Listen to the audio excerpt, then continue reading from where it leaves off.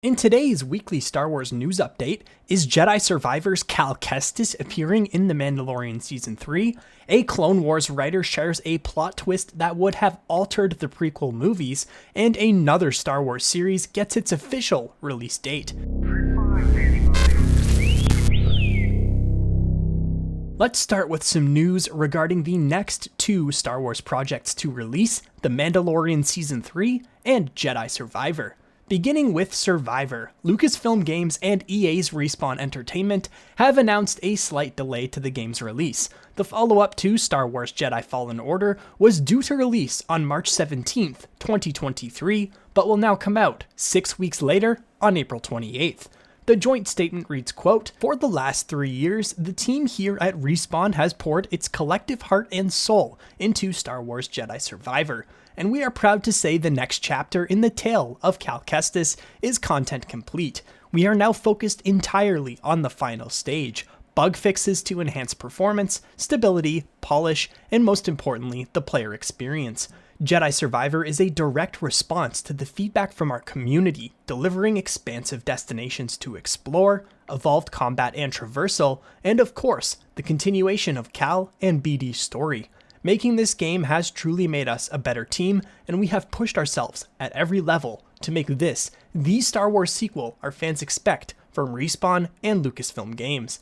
In order for the team to hit the Respawn quality bar, provide the team the time they need, and achieve the level of polish our fans deserve, we have added 6 crucial weeks to our release schedule. Star Wars Jedi Survivor will now launch globally on April 28th. Thanks to EA and Respawn for giving us the time to deliver the best experience for our players, and to all of you for your understanding. Game delays aren't fun, but 6 weeks really isn't too long in the grand scheme of things. I'm sure we'd all rather get a well-polished game as opposed to a buggy mess. Jedi Survivor will coincidentally release just after the conclusion of The Mandalorian Season 3, leading to speculation from many Star Wars fans. First of all, many have begun to ponder whether Cal Kestis could actually show up for the first time in live action come The Mandalorian Season 3. His voice actor Cameron Monaghan, who Cal's likeness is actually based off of, has said that he's open to it in the past. Luke Skywalker's Jedi Academy could allow him to assist in training the next generation of Jedi, which he nearly considered before destroying the holocron at the end of Jedi Fallen Order. The one downside of Cal potentially appearing in The Mandalorian is the show's placement on the Star Wars timeline. If we know Cal is still alive then, it takes away a lot of the intrigue for Jedi Survivor and any future game's story. The other popular topic for speculation is whether this delay is simply so the game can release post-Mandalorian when Star Wars hype will be at its peak and it will run less of a risk of being drowned out by the series or the Bad Batch Season 2, which will continue into March. It could be all about the marketing. Now, I'm no game developer, but is 6 weeks really a significant enough time to implement any major polishing to the game, while also accounting for distribution and getting copies to stores for release day? Like I said, I'm not a game developer, so I can't really answer that question. Now, on to more Mando news. This week also brought us 3 new posters for the series as marketing continues to ramp up. Trends International revealed 3 new posters for the upcoming season, which as expected have a high focus on Din Djarin, who features on 2 of the posters. One alongside Bo-Katan Kryze as they take off in their jetpacks, the other showing Din alongside Bo, the Armorer, and Paz Vizsla. The third poster focuses solely on Grogu inside of his pram. In addition to the Trends posters, Disney and Lucasfilm also released a new official poster for the upcoming season, which shows Din Djarin, darksaber in hand, standing atop his N1 starfighter as Grogu looks on from inside his little bubble. Plot-wise, these new posters don't give anything new away, but the hype for March 1st sure is continuing to grow. A writer for Star Wars The Clone Wars has revealed a twist which would have fundamentally changed the prequel movies. The information comes to us from an interview between /Film and Henry Gilroy, writer of the 2003 2D Clone Wars, not to be confused with the 2008 series, as well as Star Wars Rebels, for which he also served as a co-executive producer. According to Gilroy, George Lucas and his concept artists wanted Grievous to be a cover for none other than Darth Maul. Gilroy said, quote, "George was considering that Grievous was Maul behind the armor plate. It made sense. He's cut in half, and he's in this robot body or whatever. I'm glad that Grievous is his own thing anyway, but I thought it was really interesting that the concept guys almost talked George into that." It's also really cool to think that years before resurrecting Maul in the 2008 Clone Wars series, these Star Wars creators almost brought him back far sooner for the 2003 series and Revenge of the Sith. Instead, we got the story that we all know and love. General Grievous was an organic being whose parts were replaced with cybernetics. He became a lightsaber expert despite having no force sensitivity after studying under Count Dooku.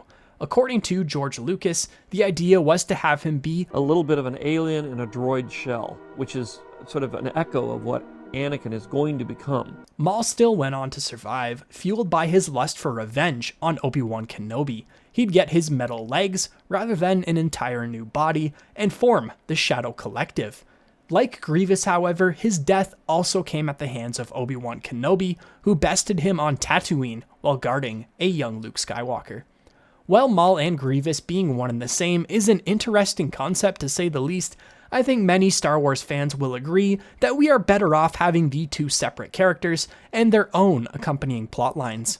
Out of nowhere, Disney and Lucasfilm have announced the release date of May the 4th for the second volume of Star Wars Visions, the critically acclaimed animated anthology series, which saw various animation studios produce standalone short films inspired by the Star Wars franchise.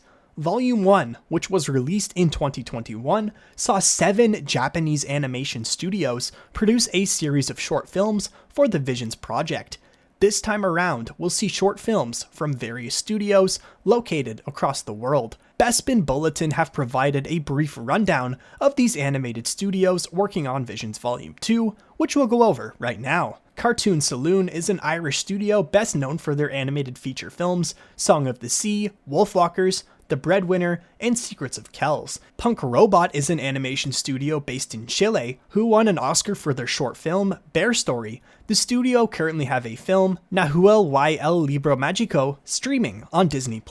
The South Korean studio Mer is behind hit series such as The Legend of Korra, Mortal Kombat Legends, Scorpion's Revenge, and Voltron, Legendary Defender. They've also worked on multiple DC titles, such as the Harley Quinn animated series, Young Justice, and The Death of Superman. Triggerfish is an animated studio based in both South Africa and Ireland. They are probably best known for the Netflix movie SEAL Team. Dart Shatijo is a 2D animated studio based in Japan, whose work consists of the Snow Child music video for The Weeknd. The Mumbai-based 88 Pictures is probably best known for its 2 Netflix series, Rise of the Titans and Fast and Furious Spy Racers, an animated spin-off of the live-action franchise led by Vin Diesel. Studio La Cachette is a Paris-based animation studio best known for working on the hit Netflix series Love, Death, and Robots, along with the Adult Swim series Primal. El Guiri Studios is a Spain-based animation studio led by Rodrigo Blas, an award-winning writer and director best known for his work on WALL-E, Up, and Finding Nemo. Last and most certainly not least, we have Aardman, the British-based stop-motion animation studio behind world-renowned hit franchises such as Wallace and Gromit, Robot Chicken, and Shaun the Sheep. This is quite the lineup of talented studios, and I'm sure those looking forward to Visions Volume 2 will not be left disappointed. Last week, we discussed the continued production of Andor Season 2, which will likely release next year in 2024. Bespin Bulletin sources confirmed that Cassian Andor himself, Diego Luna, arrived back in London, ready to continue filming on the second season of the series that received mass critical acclaim last year. According to their sources, Diego Luna hasn't filmed scenes on the second season of Andor for a number of weeks and has spent much of his time in Los Angeles.